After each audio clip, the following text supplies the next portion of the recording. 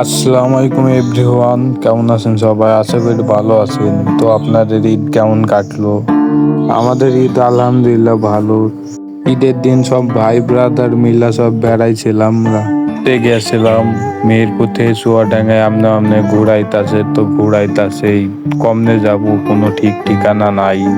SMS Ibrahim পার্কে গিয়েছিলাম, তো 50 টাকা টিকিট ভাই। দেখা তো সব ভাইয়ের বিচি বিচি কান্দে উঠে গেছে। তো সবাই মানে মোটর সাইকেলের জন্য নিয়েছে 30 টাকা, আবার টিকিটের জন্য নেবে নাকি 50-60 টাকা। তো এই দেখায় তো সবার মাথা ব্যথা নষ্ট হয়ে গেছে।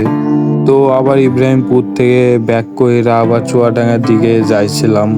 সব ভাই ব্রাদার মিলা 50 টাকা দিয়ে পার্কে ঢুকা ছাড়া সব ভাই ব্রাদার মিলা কফি খাইলাম। আর ভাই রে ভাই, এত পরিমাণ ছাপরি পোলাপান বের হয়েছে, মানে রোডে ওরা রেসিং করছে, হ্যাঁ এমন অবস্থা। তো সবাই আমরা সেফটি মেনটেন করে চালাইতেছিলাম। আর মানে কিছু কিছু পোলামানদের এত কারেন্ট, মানে এই ব্যস্ততম রোডেও মানে রেসিং করে ওরা, হ্যাঁ এত কারেন্ট। আর আমাদের মেহেরপুর থেকে চুয়াডাঙ্গা রোডে অ্যাক্সিডেন্ট হয়েছে বড় সড়ো দেখা।